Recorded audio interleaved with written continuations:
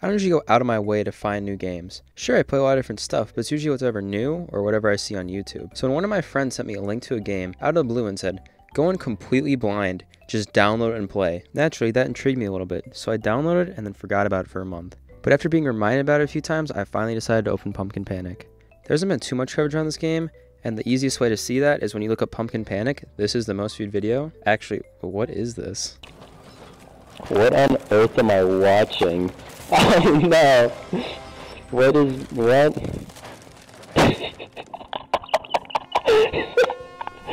What is this anime?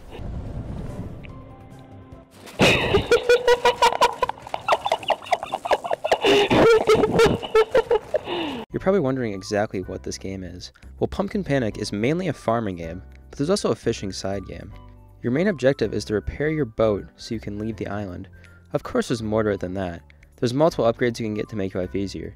You can upgrade your water bucket to hold more water, the well to collect water faster, your shoes so you can run faster, and you can upgrade your plants so they're worth more money. Most importantly though are the new plots you can unlock to also unlock new plants. Enough of the setup though, let's get into the actual gameplay. I do think it's best if you play this game completely blind, so if that interests you, I'll leave the link in the description. I recommend not reading the comments of the download page, because there's a bunch of spoilers. Hey, interjecting really quick, look at this graph. You should hit the subscribe button so I make more money. Okay, starting up, day 1, you wake up in a little shack where there's a black crow in the middle of the room. He gives you your first set of seeds and tells you to meet him outside, and leaves. With nothing else to do, you follow him, where he shows you your first farming plot, and teaches you how to plant and where to get water. Besides that, he just sits there and gives you occasional tips how to play the game.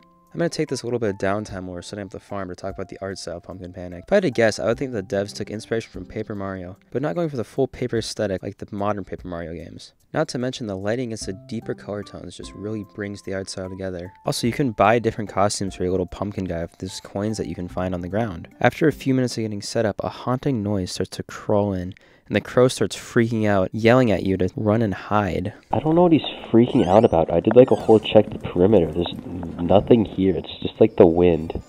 What the fuck is that? Okay, so I haven't been totally honest with you. I've kind of left out the fact that this entire farm is infested with creatures that's only goal is to kill you. And I mean, they make a very distinct noise whenever they're about to attack, so it's not that bad. You'll most likely be attacked a few more times, but there's more than enough time for you to react. Getting as many upgrades as fast as possible is very important at the start, so upgrade your 4 items as much as you can. I like to unlock the first extra plot as fast as I can too, to unlock the first unique plant. You get 1 unique plant for each plot that you unlock, each one worth more than the last. The only downside is that you have to buy new seeds every time instead of just getting it back instantly.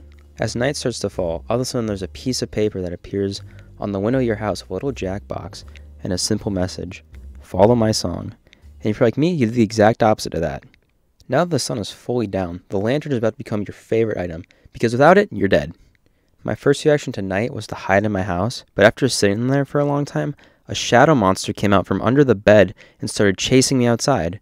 So nowhere is truly safe, but as long as you didn't waste all your lantern's fuel earlier, you should be able to survive outside. The best thing to do at night is to keep farming and to walk around your property trying to find the materials to repair your fishing rod that can be found on the dock. As the sun starts to come up, hopefully you ignore me when I said not to trust the paper, because if you didn't follow the music, a clown will come rushing at you and murder you for not listening. The night brings other creatures along with it as well. Starting off with your well, it now has a little goblin in it. I don't know if this does anything except for stop you from collecting water for a little bit. I couldn't get it to do anything, but it did scare me every time it popped out. Finally, our little friend from the morning is still here, but now he also just randomly runs across the middle of the farm. By the end of the first night, it's very important to have your fishing rod repaired. It takes 8 sticks and 6 clumps of seaweed to rebuild.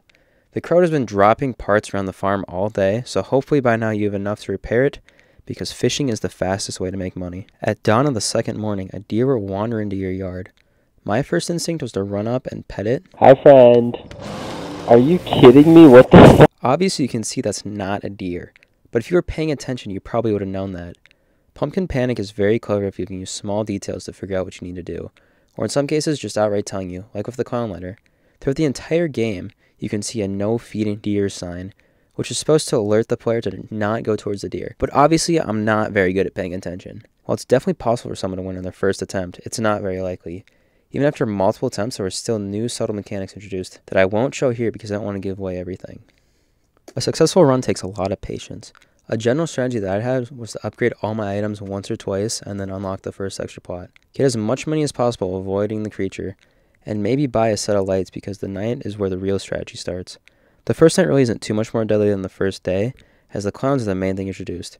So the second I heard their song, I would drop what I was doing and go look for them immediately, while also indirectly looking for materials to repair the fishing rod.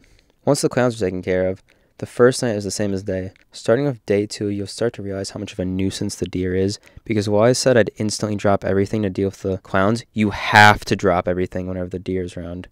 Or so either you have to completely avoid the deer or kite it away from where you need it to be. Eventually, you'll save up enough to unlock all the plots and start bringing in enough money to buy gears. You need 4 gears to escape the island. Although you never want to get too comfortable because you're always vulnerable to slipping up and dying like this. Wait, can he come on the dock? Oh no, he definitely... I just gotta go. No!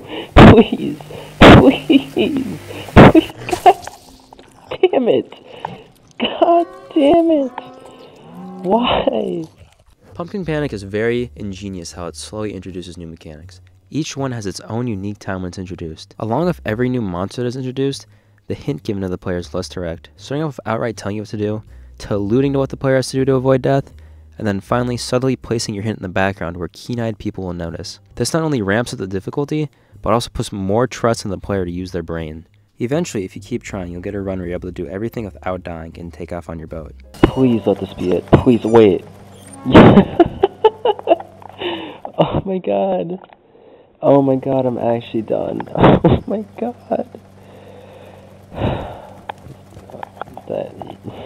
I don't even know what to say. Even though I kind of showed you everything, I'd still highly implore you to check out Pumpkin Panic. It's a short game that took me about 3 hours to beat, but now that you know everything, it probably won't take you nearly as long.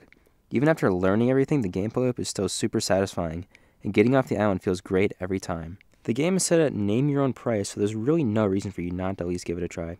Please consider supporting the developer in any way you can, so they can keep making solid projects like this. Alright, that's all I got. Hit the subscribe button and all the other YouTube things.